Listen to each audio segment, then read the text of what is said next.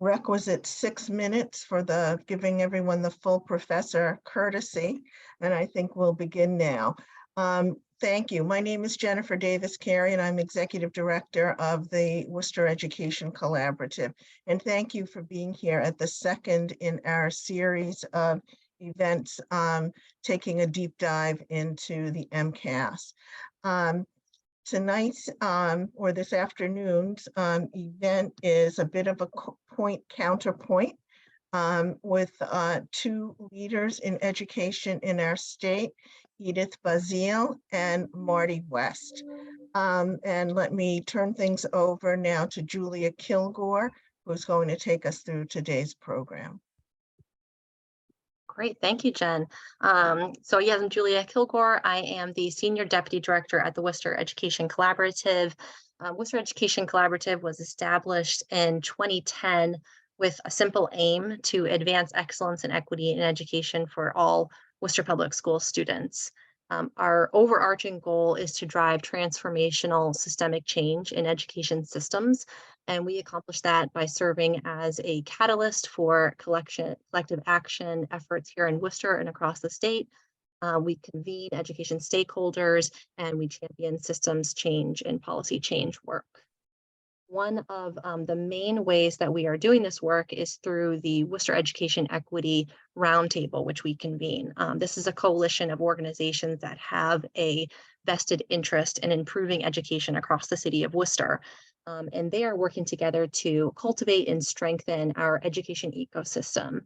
We really see this work as working toward a more holistic and aligned education system that involves close collaboration with all of the education stakeholders, as well as really centers students in that work, and particularly those students that have been systemically underserved. The Roundtable engages in a lot of advocacy work on equity issues. We've piloted new approaches to teaching and learning with our school partners and our community partners, and we regularly organize community events such as this one. And we want to extend our gratitude to the Nellie Mae Education Foundation and the Barr Foundation for supporting this work. So once again, on behalf of the Roundtable and all of those lovely partners you saw on the previous screen, I just want to thank you for being here to listen in on tonight's session. As Jen said, this is the second in a three-part series on the MCAS. During our first session, we took a look at the history and the purpose of the test, and we reviewed the results from the 2022 testing in Worcester. Tonight, we'll be focusing on the increase to the passing score requirements for the 10th grade MCAS. And then we'll be back again in February for a third session with Jack Schneider from Education Commonwealth Project, talking about some different ways to assess student learning and school quality. So if you're interested after tonight, stay tuned for more details on that additional offering. So before we get into our speakers and the debate this evening, we did want to provide some basic background information about the MCAS to make sure everybody here has a little bit of context on the MCAS and the change in the competency determination. As many of you know, the MCAS was originally established as part of the Ed Reform Act of 1993. This was landmark legislation. It called for really dramatic changes in public education, including the introduction of high academic standards and this corresponding statewide assessment system. The MCAS was really envisioned as a way to provide feedback to students and their parents or caregivers, as well as their teachers, their schools, and their district leadership. It also was a means for generating a shared understanding of what student learning across the Commonwealth was looking like, and ultimately is intended to be a mechanism to promote further achievement, equity, and accountability for our state. The way that the MCAS is administered is with students taking a test annually in grades 3 through 8 in both the English language arts as well as mathematics, and then again in the 10th grade. There are also science, technology, and engineering tests that take place during grades 5, 8, and again in high school. And of course, as you all know, the students must pass the 10th grade English language arts and math tests, as well as one of those science, technology, and engineering tests in order to graduate from high school. And that's called the competency determination, which we'll be thinking a lot about as we move along through tonight's agenda. I also just wanted to mention that in 2019, the state introduced an updated version of the MCAS test called Next Generation or Next Gen, and that was designed to be a better predictor of student success by being more rigorous and emphasizing critical thinking and knowledge application. So again, just for some kind of context here, a really quick look at some of the results we've seen in Worcester. In Worcester, like many of our gateway cities, the results are very sobering. On average, around 25% of students are demonstrating mastery on the math MCAS, and results are only slightly higher when we're looking at English language arts. On the screen here, you're seeing Worcester's results over the last 3 years compared with other urban schools and the state average. You'll notice there was a dip in performance between 2019 and 2021. Of course, this was due to interrupted learning during the pandemic. And if you tuned in with our last session, you know that in Worcester, we did slightly rebound in the math results this year, but the English language arts results did not.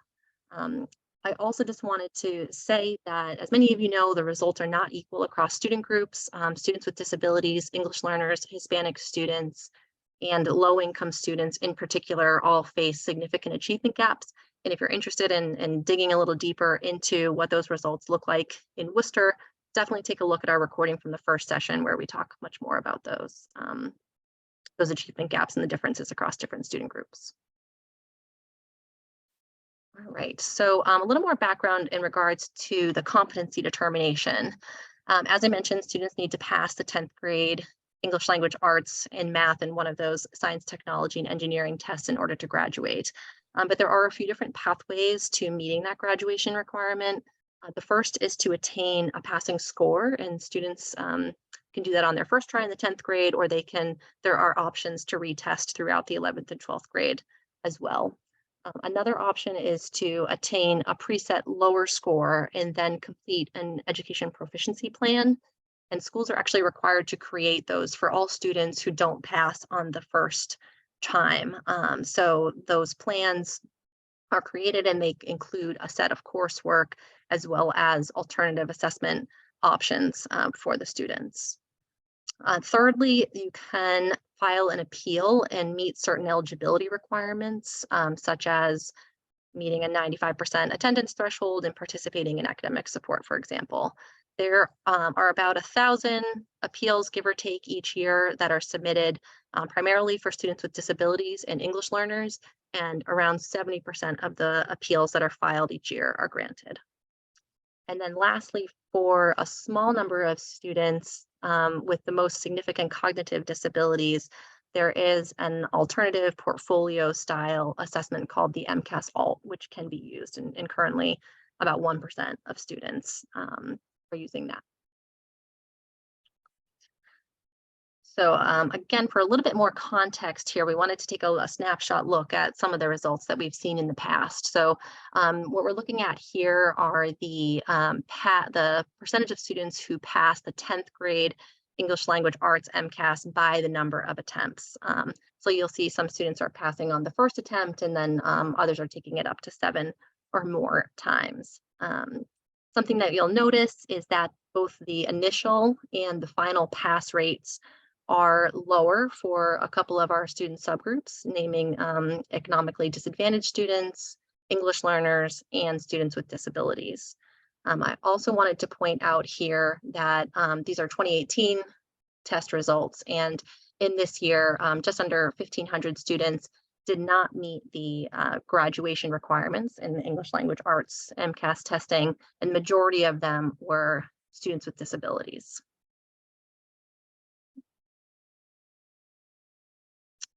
All right, and then one of the reasons at least that we're here tonight is to really talk more about the changes that are coming up in regards to the competency determination. As of August of last year, the Board of Elementary and Secondary Education voted to increase the scores required to earn the competency determination on the MCAS, and that will begin with the class of 2026. And this came about after a multi-year consideration process around appropriate passing scores. So we wanted to share just a little bit about the kind of timeline and steps that have taken place to get us to this decision.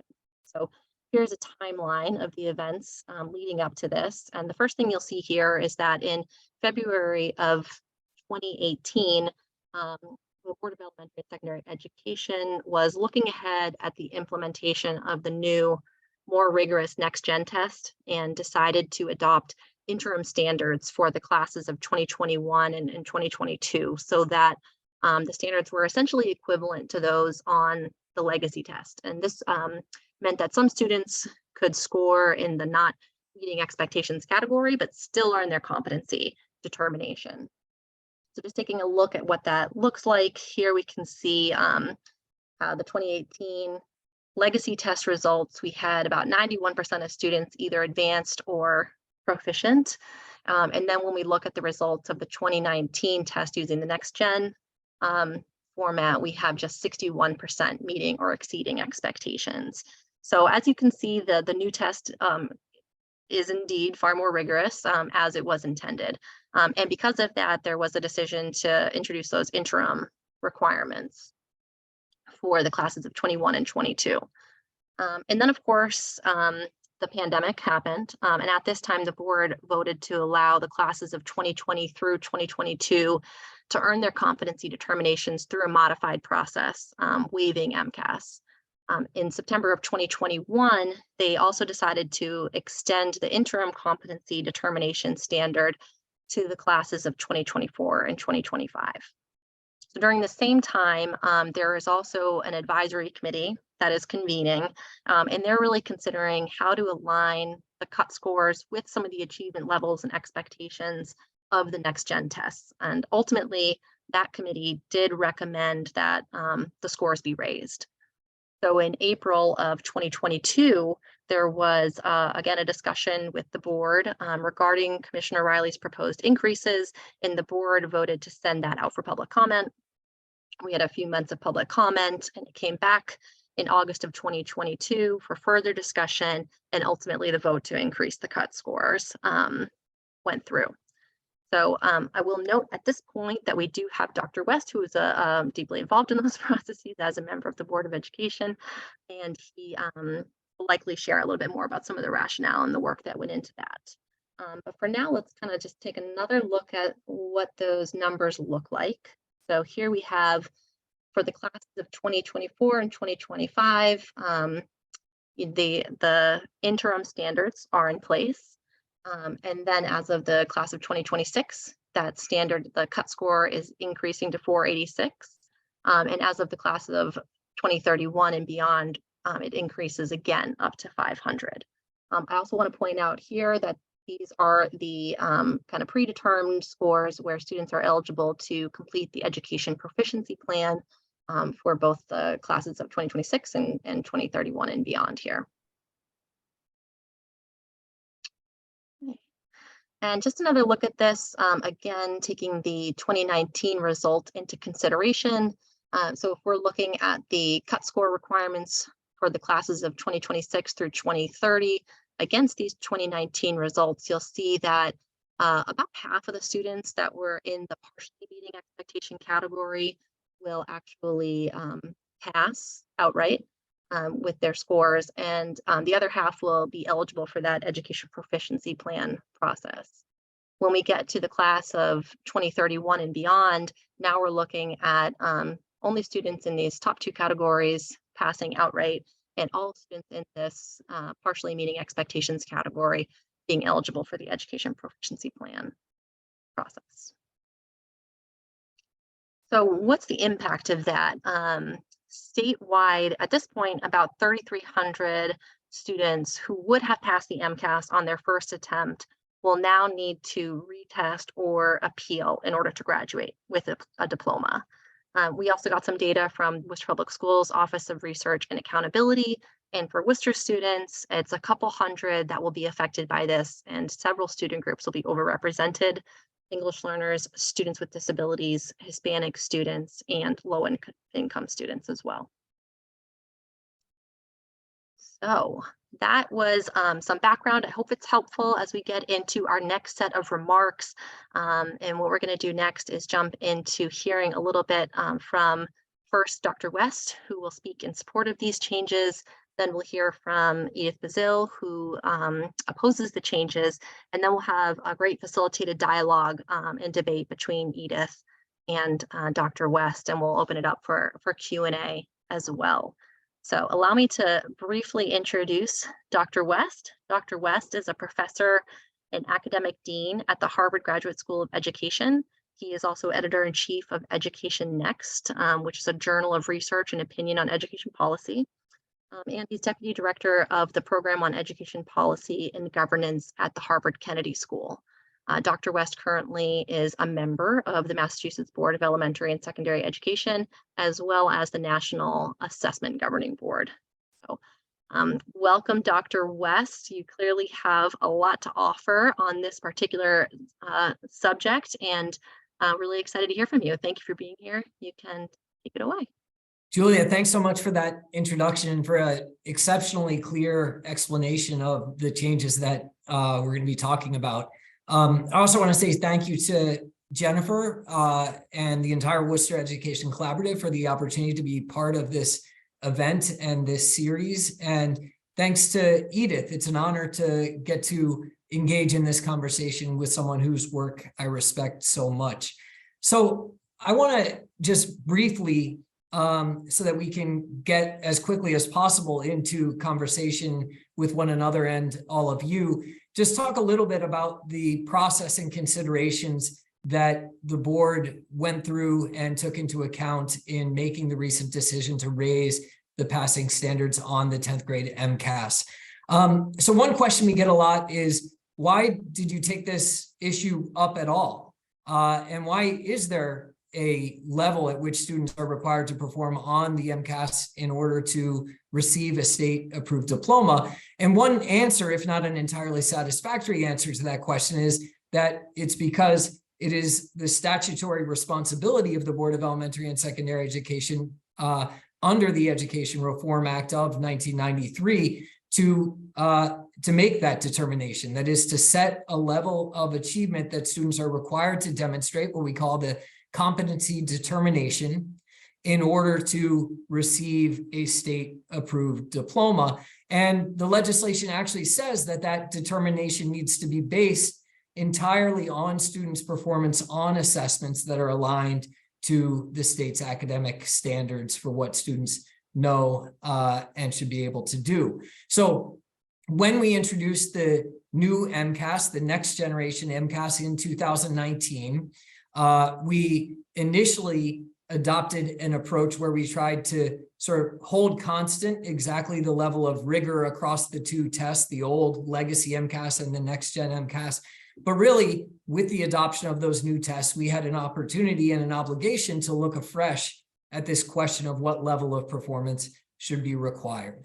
And this responsibility, this opportunity, was not one that we took lightly. The Commissioner of Education, Jeff Riley, convened a task force comprising superintendents, principals, assistant principals, and other administrators, teachers, and even students to look at this issue over a period of time and make recommendations to the commissioner and ultimately to the Board of Elementary and Secondary Education. And I had the privilege of being the representative of the board on that task force.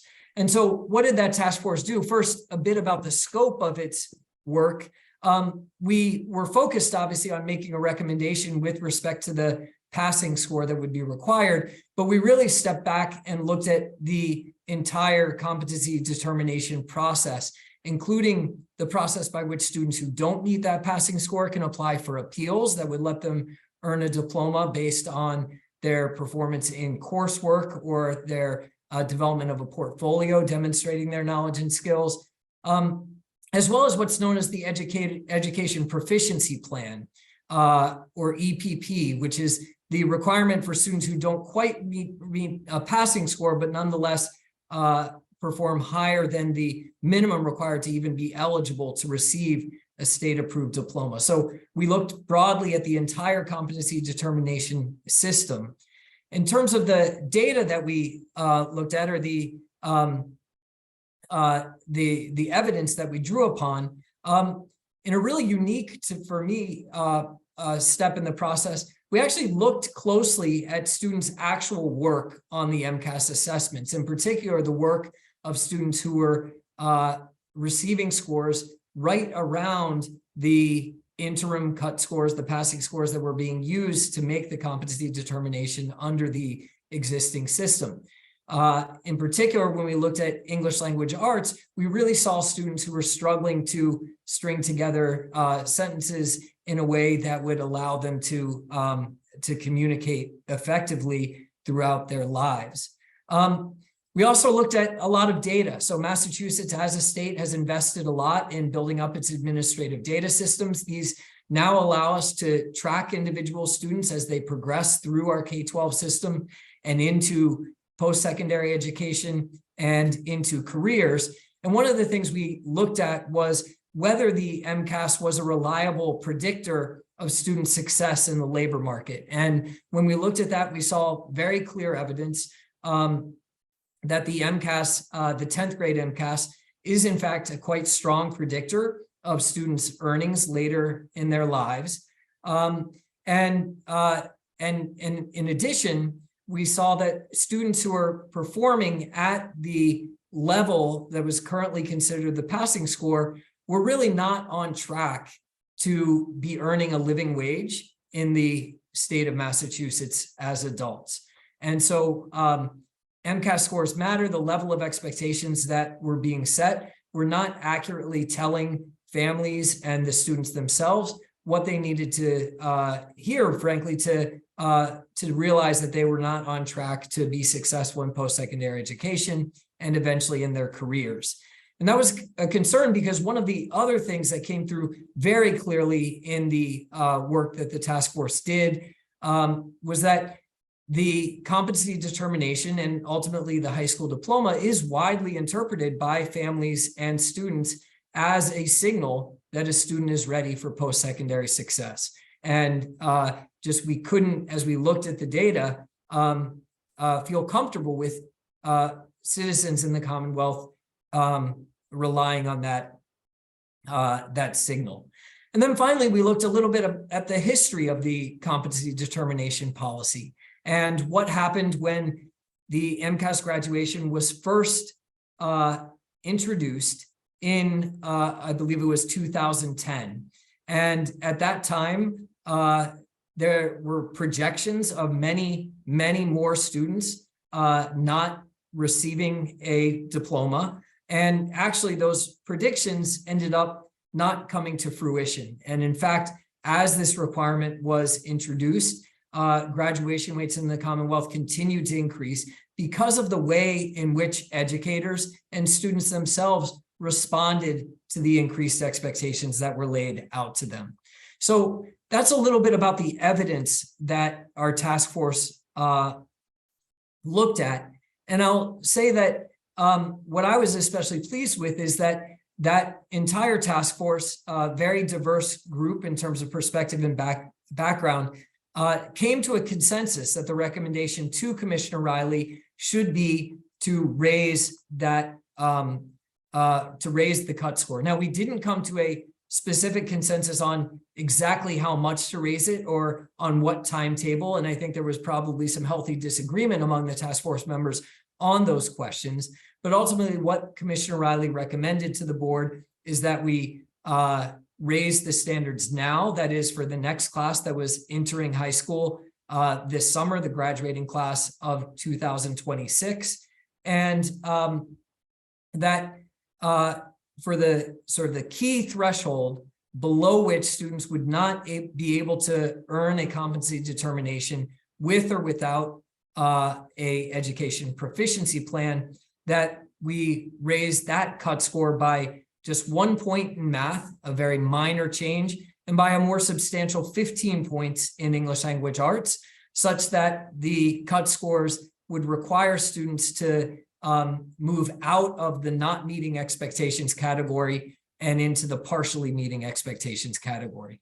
Now, why did we choose those specific levels? There's no magic number below which you get or above which you get an entirely clear signal that a student is equipped for post-secondary success, for career success.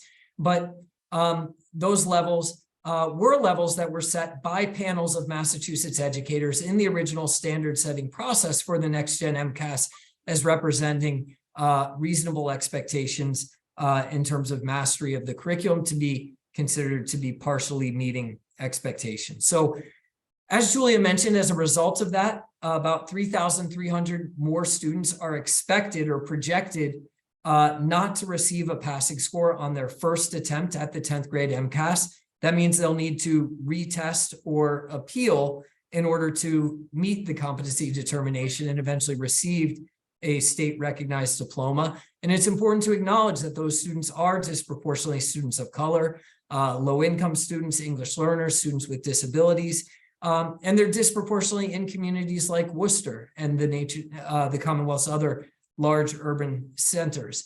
I will say, as we think about that 3,300 number, which is based on how students performed on the MCAS assessment just prior to the pandemic in 2019, this assumes that students won't make any improvements as the new expectations are introduced. And I think that based on the history that we saw in 2010 when the requirement was first put in place is not what we should expect. I think we should in fact see educators and students rise to those expectations. So I hope the number 3,300 will be too high. I think we also, though, have to acknowledge that the number could be higher than that due to the impact of the pandemic, which we know has created lost learning opportunities for students over the past 2 years, and we need to keep that in mind as well.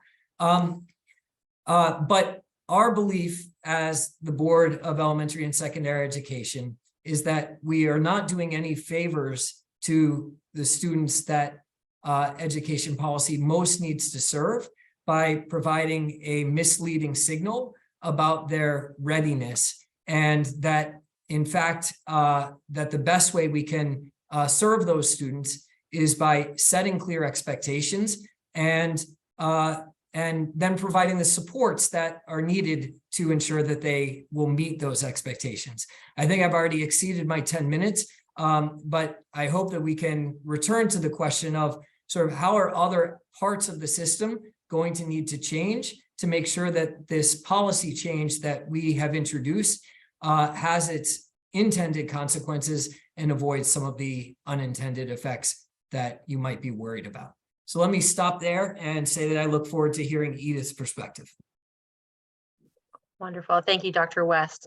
Great questions to leave us with. I think that we may even have the opportunity to address some of that during our facilitated discussion shortly. But as you said, first, we're going to take an opportunity to hear a different perspective on this from Edith Bazile.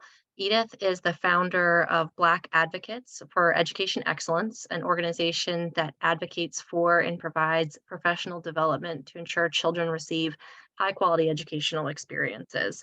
And Edith is a lifetime educational leader. She previously served as the president of Black Educators Alliance of Massachusetts, as adjunct faculty at UMass Boston, and did 32 years of service with the Boston Public Schools. So Edith, thank you so much for being here, for sharing your perspective, and the floor is yours. Thank you so much, Julie, and thank you, Jen, and your team at Worcester Educational Collaborative for having me. I'm so excited about this conversation. Thank you, Dr. West, Marty, for giving your perspective. And I'm glad that you ended with intended and unintended consequences, because I think that's critically important. I want to start there, but I want to give you both a personal but also a professional narrative, because we're talking about students, not numbers. And so I want to kind of look at how the system evolved and tell you a little bit about my journey as well. So my father was a military veteran, moved to Beacon Hill from Vicksburg, Mississippi in the 1940s, the Great Migration with his new wife.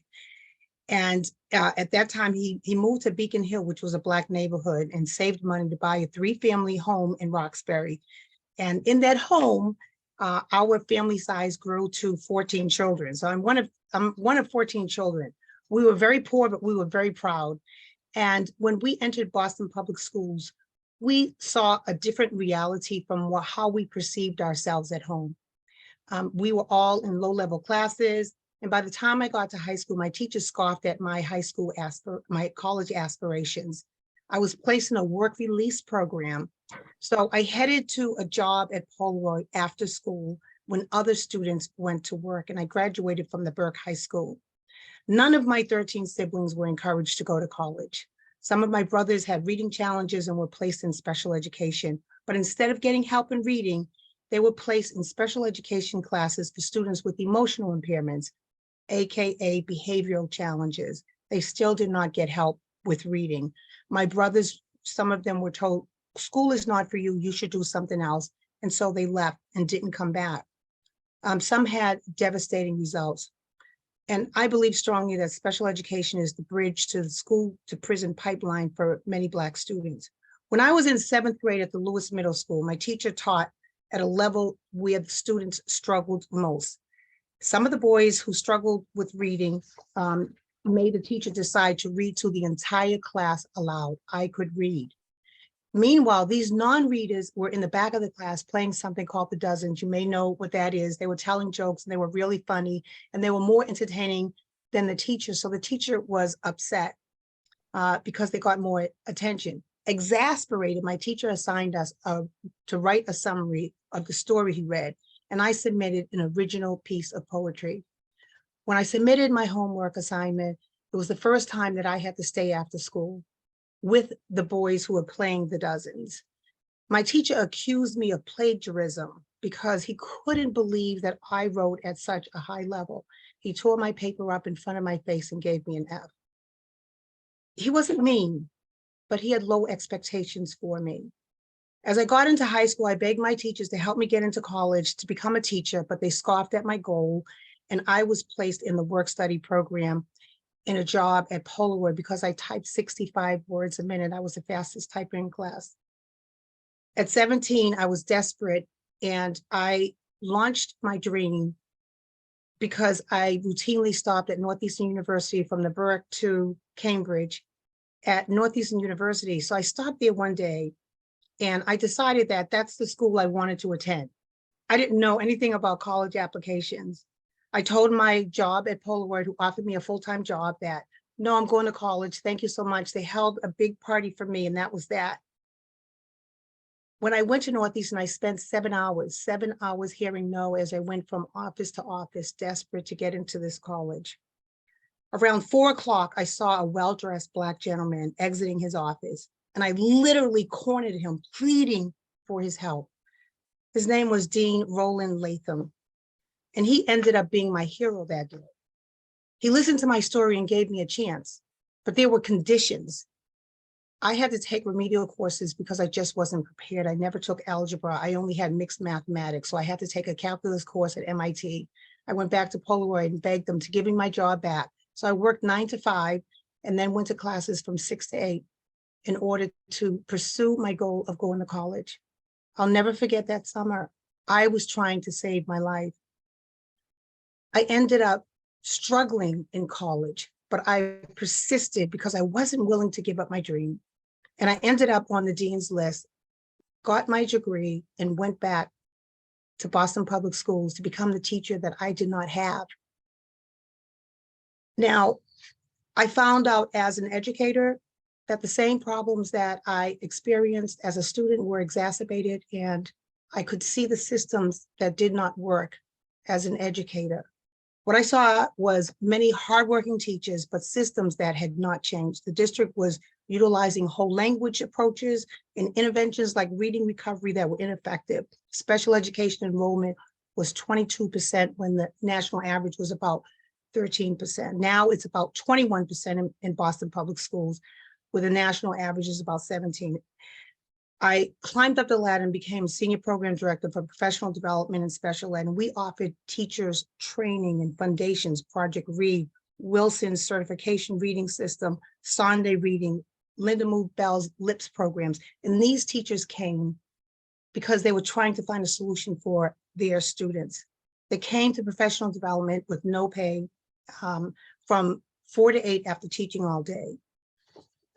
But there was a problem. There was no infrastructure in the system to provide these interventions for the students, and BPS was still focused on providing whole language instruction that was not working.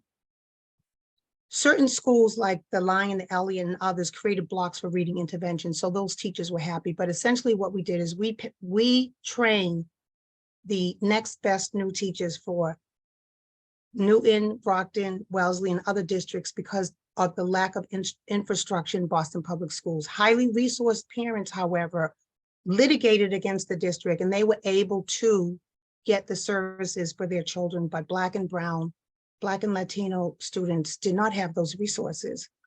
We know that Boston Public Schools, and this is a microcosm of what exists in the state, spends $43 million for out-of-district placements, and most of those students are highly resourced students who come from families that are highly resourced, that have the political, social, and economic capital to pursue alternatives. And I'm talking about a reading and a literacy crisis. And so why does this exist? And why aren't the best evidence-based practices utilized? Because educational practice in schools are driven by ideology and philosophy, but not evidence-based practice. And we're learning more and more about that now, but it's not new. We're learning about that because 30 years of reform has just not closed gaps for certain populations of students. Although the research does tell us that 95% of all students, regardless of intellectual or cognitive disabilities, are able to learn to read by the end of first grade. So my question is, why is that not happening?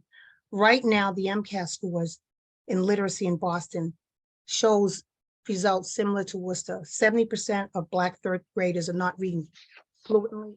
87% of Latinos are not reading fluently, proficiently on grade level. These are third graders.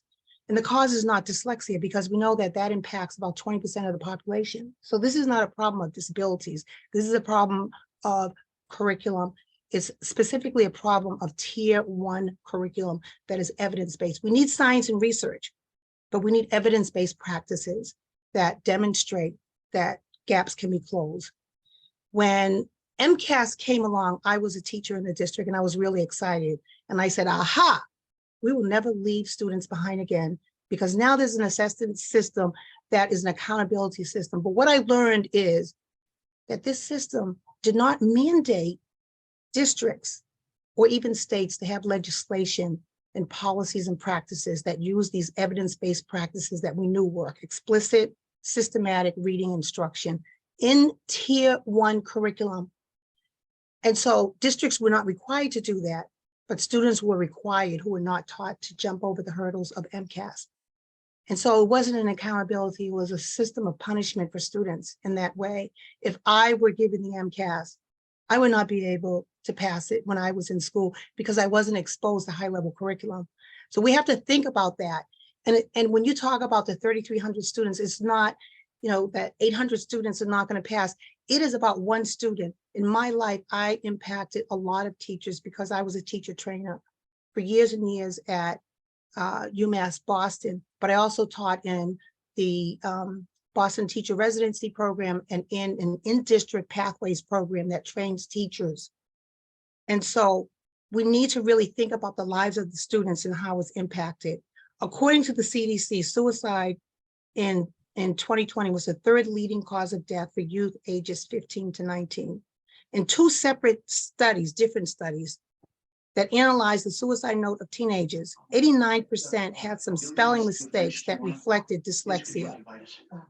And so we know that researchers state that failure to achieve reading proficiency by the end of grade 1 is associated with increased dropout, but it's also associated with developing mental health and psychiatric disorders.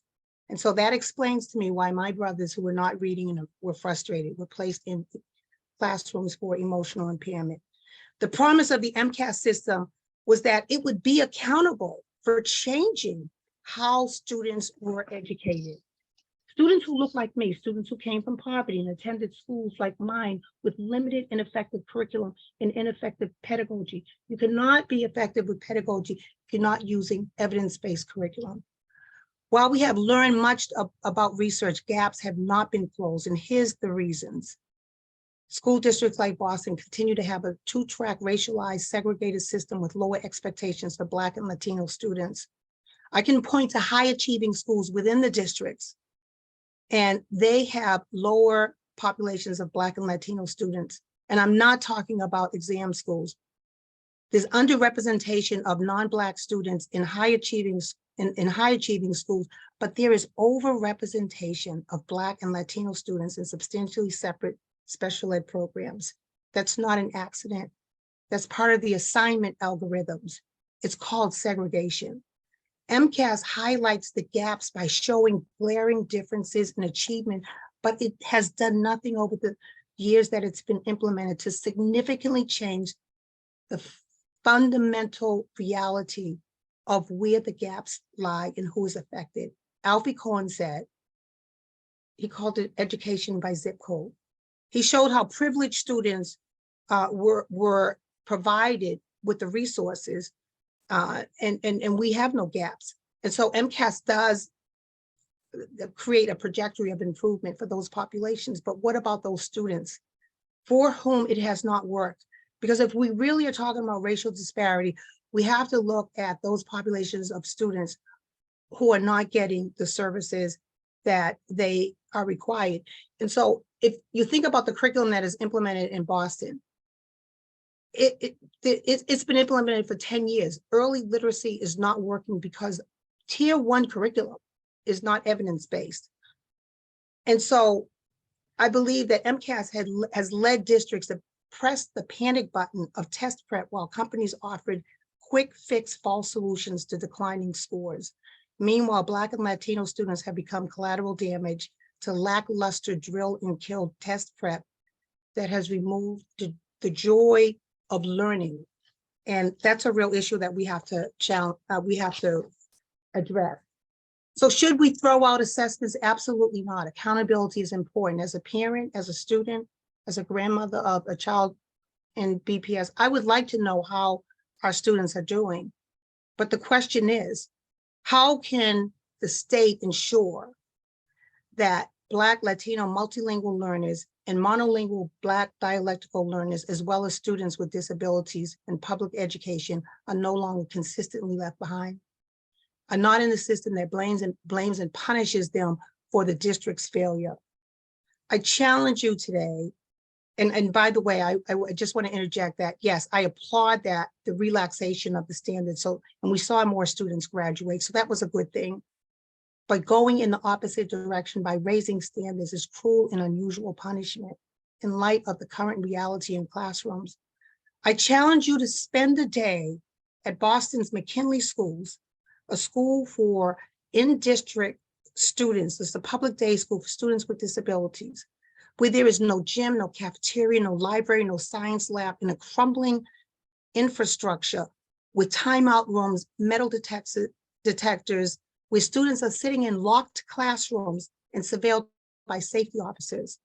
Meanwhile, other districts have cutting-edge, state-of-the-art facilities and take the same test. Would you want that for your child? One child does make a difference. I made a difference. And so I want to close by stating that in his article called The Special Education Paradox, Equity as a Way to Excellence, Tom Skirdick said, quote, given the inevitability of human diversity, a professional bureaucracy can do nothing but create students who do not fit in the system. In a professional bureaucracy, all forms of tracking, curriculum tracking, and in-district ability grouping in general education, as well as self-contained and resource room classrooms in special, compensatory, remedial, and gifted education are organizational pathologies. And so we are talking about having a sense of belongingness as we come out of the pandemic. So my question is, when and how will DESE mandate educational excellence for Black and Latino students? Students are not marginalized. Systems are. Students do not come from economically disadvantaged communities. We all have capital, yet systems hoard and dominate social, political, and economic power for select populations and hold resources hostage. As Carter G. Woodson stated in the 1930s, and John Hopkins studies affirmed more recently, the miseducation of Black students requires dismantling systems of racial inequity and hiring a cadre of Black educators who understand how systems undermine the intellect, innate talents, and gifts of students who are left behind. And I was one of them, just one. Yes, I spent 32 years in the district. I had a flourishing career, but MCAS would have killed that. If we are going to change this trajectory, and we have the opportunity with the ESSER funds, we have money to do that. It begins with changing legislation. You can say that the legislation requires this, but legislation can be changed. Martin Luther King proved that. If it's not fair, it needs to be challenged. So it Edith, begins with changing legislation rather than strengthening mandates that punish students in Edith, systems we that need continue. we need to wrap up soon. Okay. Yes, that was my last Okay. sentence. That we need to change legislation. Thank you so much. I didn't see that 2-minute warning.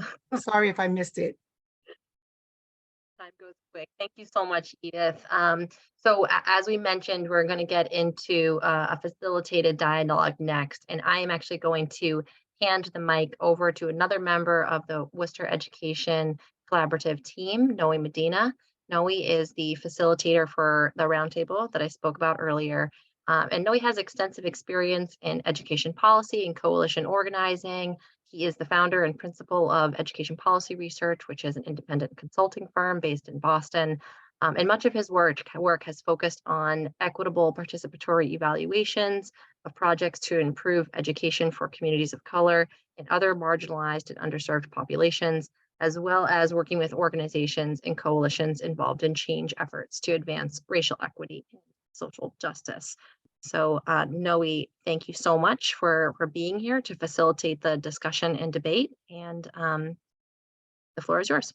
Thank you. Much longer introduction than I needed or deserve. Marty, Edith, terrific conversations, presentations, discussions about this. So if I could just throw out one thing to ask you to comment on. Edith, I think,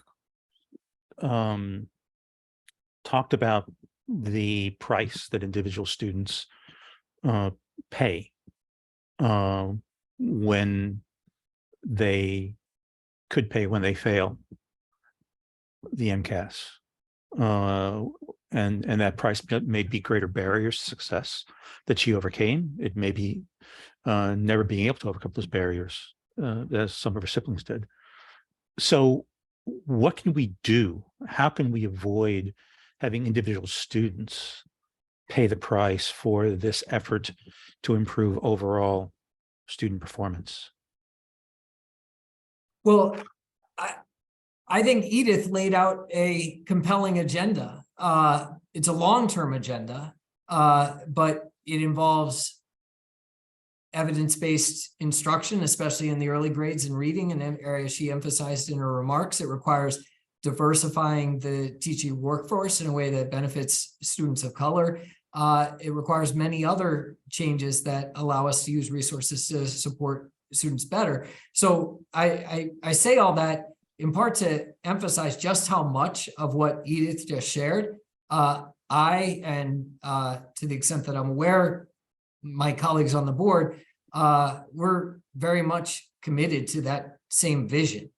I think more proximate to this decision about the passing standard, one of the things that I learned, actually sort of pushed the Department of Elementary and Secondary Education to explore and report back to us on this task force, was the appeal process. So, when a student receives a score that doesn't meet the competency determination standard, but they seem to be performing well in other aspects of the curriculum, they're making good progress according to local graduation requirements.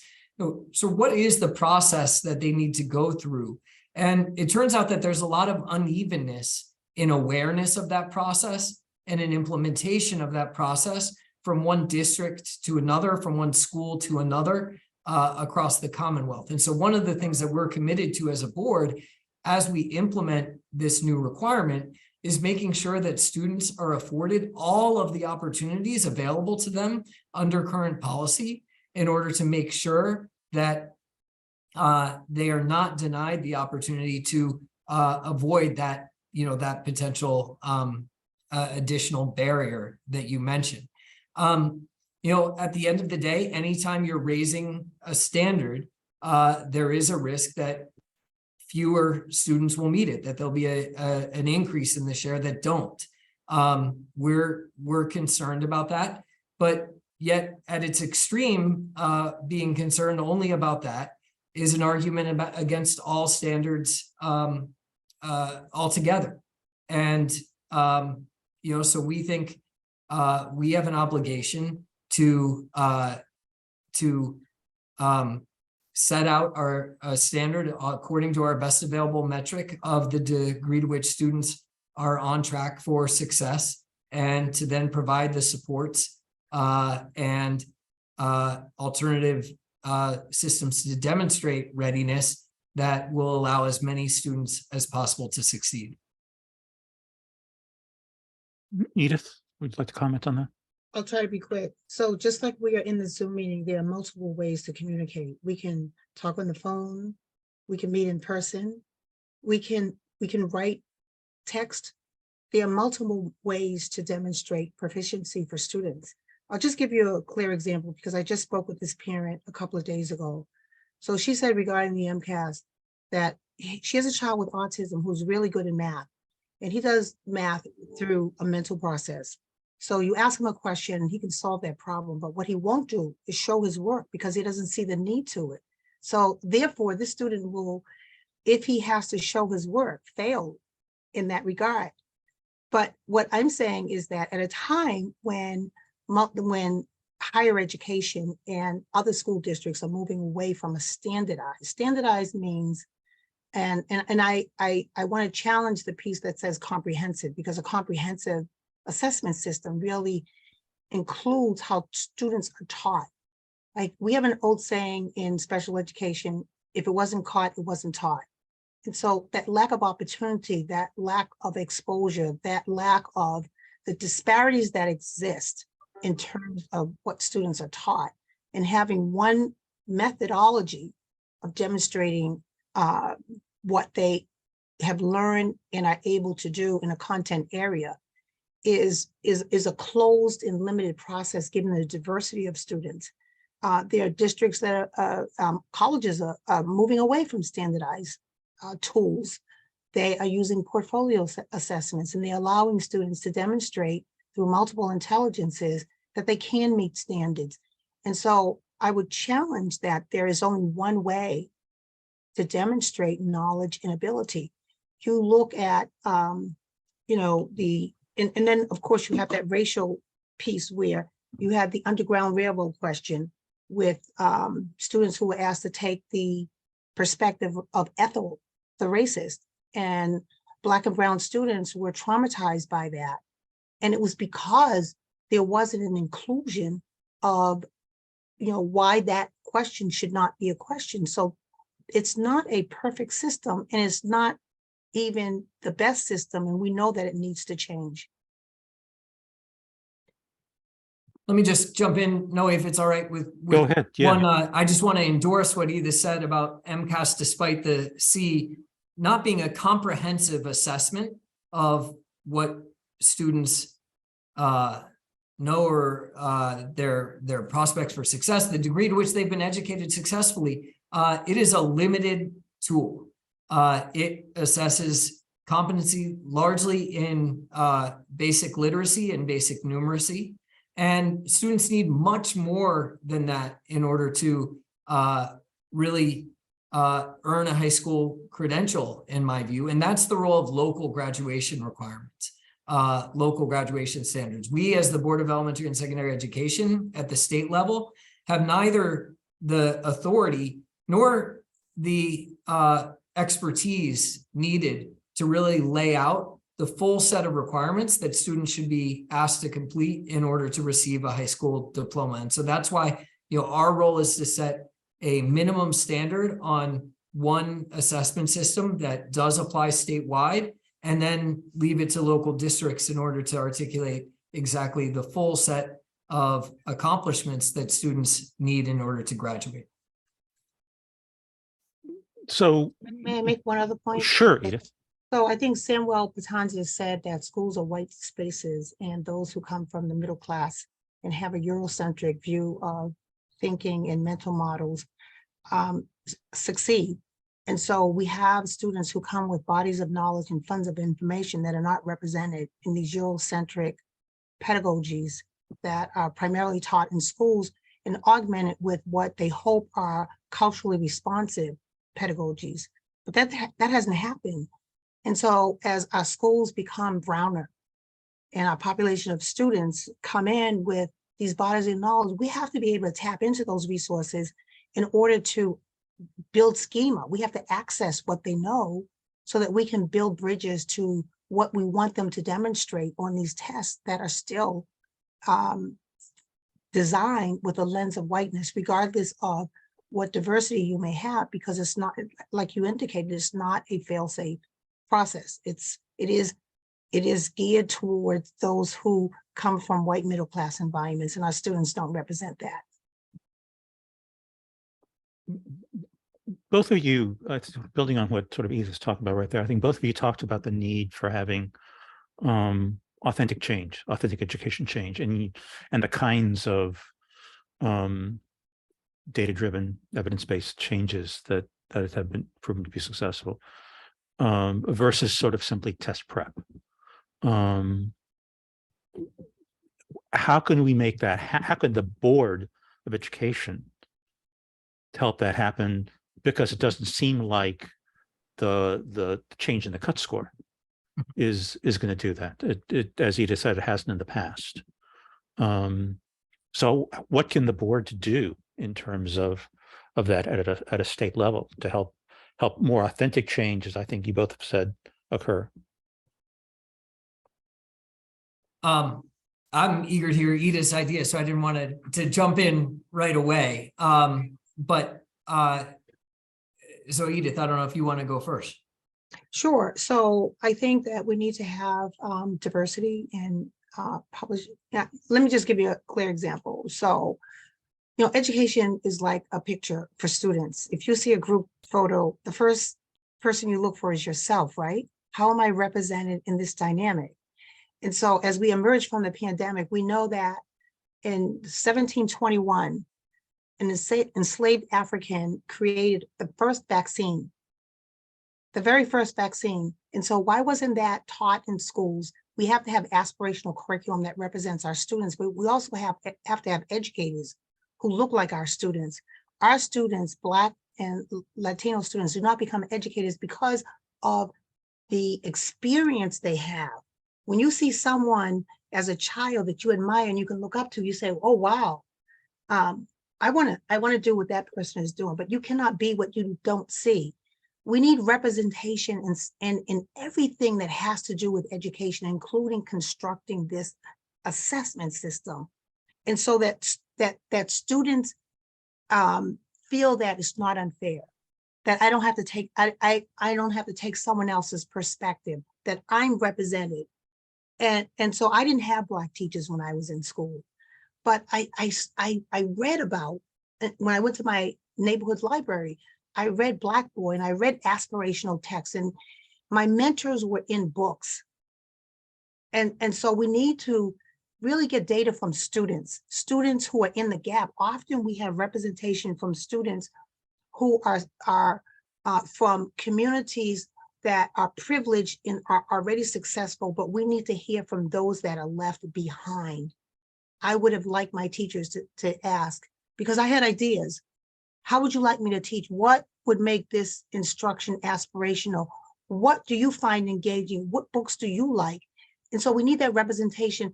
We need to bring in publishing companies that represent people who look like me, whose first language is not English, so we can understand how to get to students, because we know We went through that experience.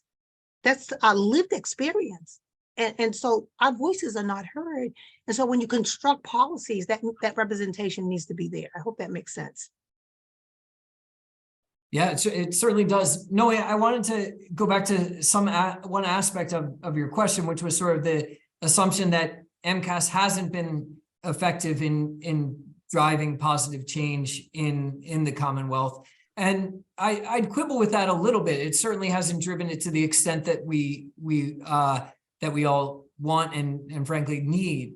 But you know, the period, the MCAS era, the period following the 1993 Education Reform Act was a period that saw dramatic progress in the state as a whole towards improving student learning. It didn't see anywhere near the narrowing of achievement gaps that we hoped, but it is an era that sort of did position Massachusetts as one, if not the nation's education leaders.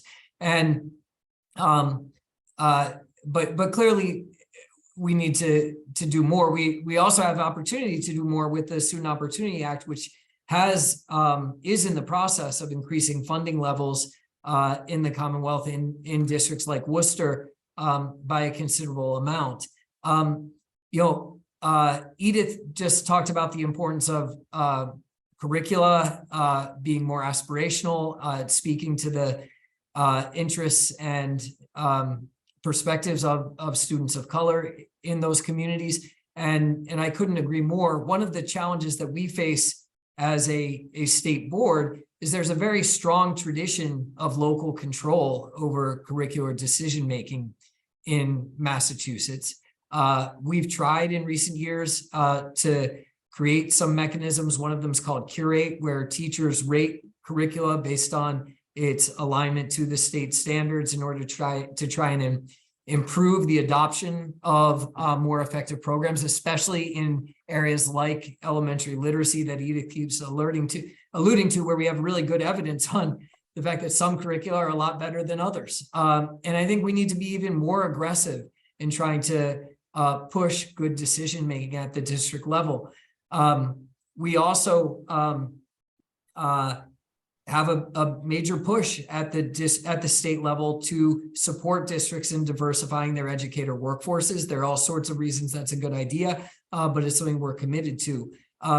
So no, I think your question was in effect a request for a comprehensive reform agenda for the state, and I'm not sure we can do that justice in this time frame, but I hear a lot of consensus with what Edith was talking to, and I see areas where the board can find ways to move the ball forward.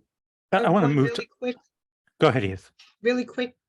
So there's a half a dozen states that have legislated the requirement of using evidence-based early literacy, and also to require that higher ed programs train teachers in the foundational principles of teaching reading. And so I think that's one area where you can have parity with, we have a mandate for districts in light of the fact that we have a mandate for students to pass these hurdles. And right now there are no mandates for districts. Like you said, they have the option of local control, which means that they can continue to use ideological and philosophical programs that they're tied to that really don't get the results. And I would argue that the gaps for those populations that we're talking about historically, where the gaps have not closed for Black, Latino, English learners, multilingual learners, and students with disabilities. Let me share before we turn to questions, because I think I'd like to get to that. A couple of comments that I think are in the chat that I think are interesting and relevant to some of what we've been talking about here. One, Karen Luddington said, I'm concerned that the board is confusing correlation with causation. MCAS does not cause people to make more money in their careers, and the test may detract from more effective approaches to education. Another comment from Dan French, building on Karen's comment, notes that the PAPE report, Yep. I'm pronouncing that right? Okay. Also noted, and Dan amazingly had a quote, "We should note that all of the research presented here is descriptive in nature. We cannot make causal claims about the relationships we present. For example, while we document that students with higher MCAS scores have better earnings, we cannot conclude that raising MCAS scores definitively causes higher earnings." He went on to note that the MCAS has been a failure in bringing equity to Massachusetts public education. After 20 plus years of MCAS on the National Assessment for Educational Progress tests, Massachusetts ranks among the quartile of states with the largest inequities in 4th and 8th grade reading and math for Latinx and English learners students, and in 3 of the 4 these comparison points for low-income students, while gaps for students with disabilities and Black students remains large.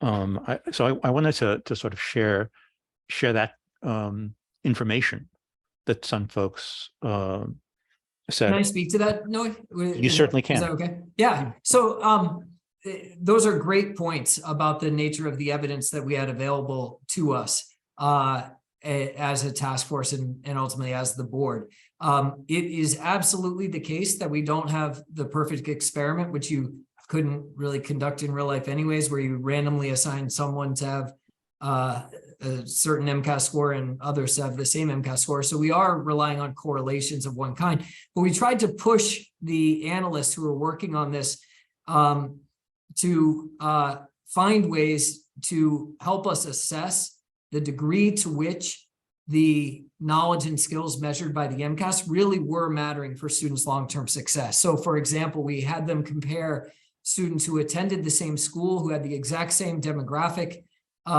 background, at least as measured by administrative data systems, and then said, does it still matter if one has MCAS scores higher than the other? And we found pretty clear evidence that it did. Another thing we had them do is look at students who at the 8th grade level had the exact same MCAS score. One of them made more progress by the 10th grade and one of them made less progress by the 10th grade. Does that student who made more progress on average do better later in life? So those are the types of analyses that convince me and my colleagues, they won't convince everyone, that the MCAS is a useful, if incomplete and imperfect, measure of skills that are valuable for student success. So I'll stop there. I agree entirely with the claim that test-based accountability on its own hasn't been sufficient to drive substantial improvements in equity in Massachusetts education. And I would say, at what cost? At what cost do these students pass, and who are the students who are left behind? How is it correlated with the dropout rate? How many times have students taken the MCAS? They can take it up to 5 times, go through an appeal.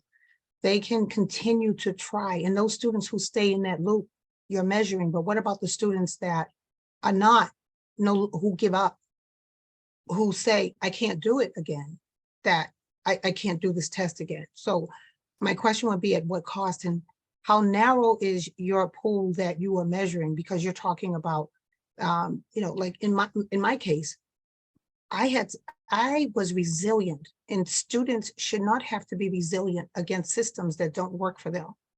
And if you are measuring something that I have not been taught, like that's unfair. It's inequitable. And so that's why I think that getting, having students, not students who are successful in the system, but students who are not, and ask the question, if you're an English learner, are you getting ESL, SEI instruction and native instruction as well? That takes a cadre of experts with specialization who understand the development, the stages of English language development, and understand the pedagogy for teaching English learners, but also for monolingual Black native speakers, dialectical learners of English. So there's so much more to this. Your body of evidence is sort of a bottleneck, and only a few squeeze through, and you're saying that it's successful, but what about the other ones? Because they're the ones who matter, and those are the ones for whom this gap is widening. And by the way, if you say 800 students not passing, multiply that by 3 years, and then calculate that against, their families and the impact on their families, them becoming a parent and how their life trajectory in terms of closing wealth gaps in communities. So that's a big number. And that's why I wanted to tell my story, because it's not just about numbers, it's about the wide range impact of communities and those who are affiliated with those students who don't. So, if we want a more equitable system, it's time to be innovative, to get innovators and do some innovating around changing what we know for 30 years has not worked. And obviously we know the definition of insanity is that we are upping the ante on something that has not resulted in the promises. So we need to really retool and rethink that.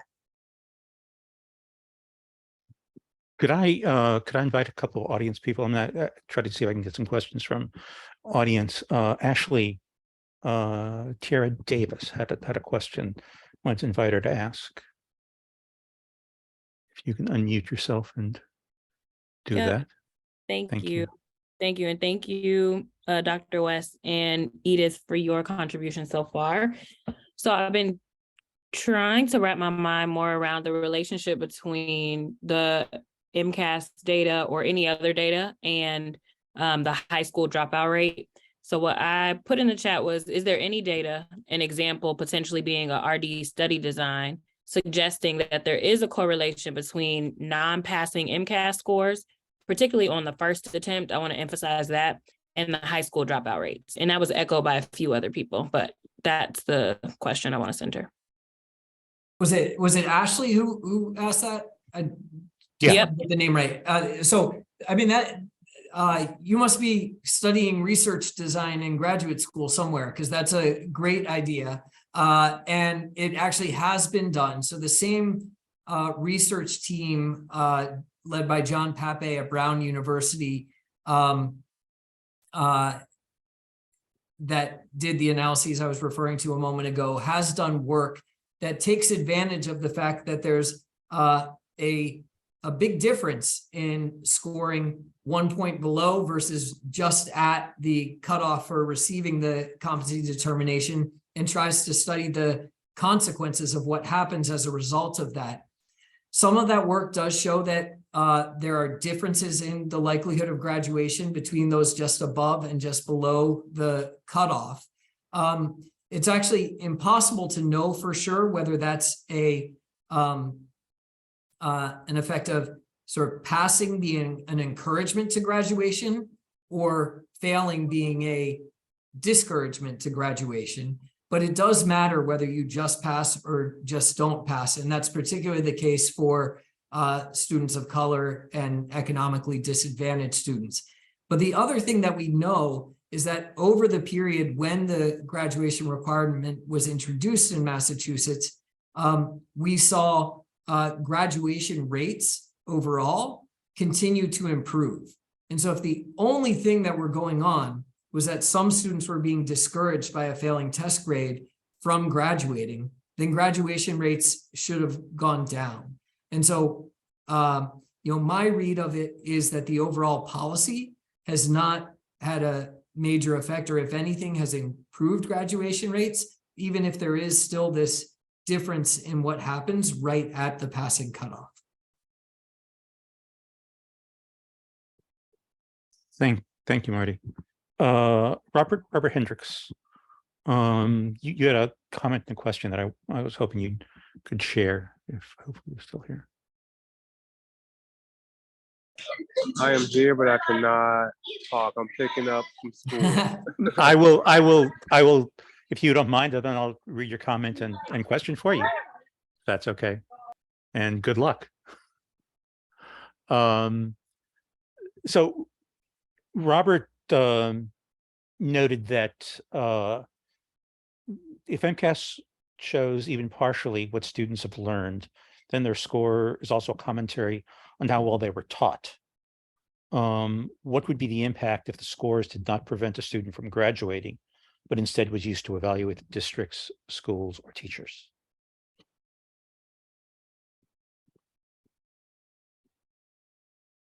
well, it is used in part for those purposes, less so for individual teachers, but certainly the MCAS is the cornerstone of the district and school accountability system in the Commonwealth. Of course, that system has been pretty disrupted over the past couple of years as a result of the pandemic. And so we don't have a lot of active experience with that right now. But I guess my answer to Robert's question would be that this is not necessarily an either or question here. We have student accountability in a very limited way at the 10th grade MCAS. Otherwise, the MCAS system is focused much more heavily on school and district accountability. And that's meant to try to encourage the provision of the opportunities that students need in order to succeed. But that's a key tension in the policy space. And I guess I would say that that's where I fundamentally disagree that it is an accountability system. I believe that it is a methodology of showcasing and highlighting disparities that exist. But I would ask, where is the accountability? But I would also say that this is not the time to rev up the engine of MCAS. It's a time to take your foot off of the accelerator, put on the brakes, and really reflect on what have been those unintended and intended consequences, and question whether the accountability system that is called MCAS has lived up to the promise. And I would say that it has not. And it's a time to reflect on data, all-inclusive data.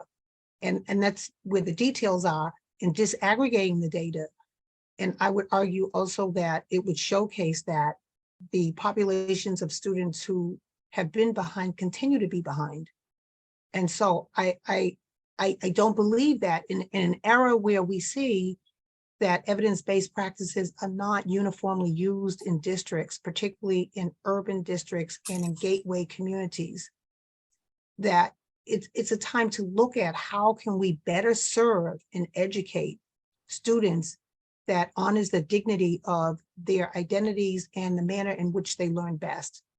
And that really has, I believe, within it, a responsibility and a duty to change, particularly at this time where we are in emerging from a pandemic, to say, how can we reimagine education? Because we hear that a lot, but we don't see that actually happening. We see, continuing to kick the can down the road and saying that we are going to have the same system that has failed our students, but we need to have a different structure. So before I turn it over to Jen, just one thing I want to kind of highlight to folks. I've been trying to keep my eye on the chat a little bit. There's a really, really rich conversation in the chat. So I would certainly urge people to, glance through it, because the people had some wonderful commentaries, wonderful questions we could get to, a lot of thoughts that I couldn't share. So, I think paralleling the great conversation from Marty and Edith, I think there was a lot of other sort of great thoughts there. Let me turn it over to Jen to close out. This has been very interesting and to facilitate and to listen to. And thank you both for doing this, and thanks to WEC for giving me the chance to do it. Jen? Thank you, Noe. Thank you, Marty. Thank you, Edith. And thank you to all who participated. Noe was right. This was a tremendously rich conversation, even extending into the chat. And I suspect it will extend beyond the chat also. One of the things that was clear to me in listening to and participating in this today was that MCAS really is a window into a lot of what is going on in our education system. We've focused on the graduation requirement, but there is a tremendous amount of data and opportunity for education change if we use MCAS appropriately. And I challenge each one of us to think about the ways that we can use this to not only shine a light on disparities and inequities, but think about ways of targeting particular groups that have historically struggled in our Commonwealth, and thinking about ways to improve the education experience for them. And with that, I would say, unless someone else has something good for the order, that we should adjourn. We all have, and all of us on this in this session today are committed educators leaning into the work. So let's continue our work together, continue our colleagueship, and continue this conversation. So let me lob things over to Julia for any last words. Thank you so much for those closing remarks, Jen, and thank you to Noe for facilitating the conversation, and of course to our two guests tonight, Dr. West and Edith. We really appreciate you being here and being willing to engage in some of these difficult and challenging issues. So we will have recordings and follow-up materials probably at the beginning of next week, and we will also send information on our next session and hope that you are able to tune in again. Thank you, everyone. Thank you. Thanks for the opportunity. Thank you. Thank you.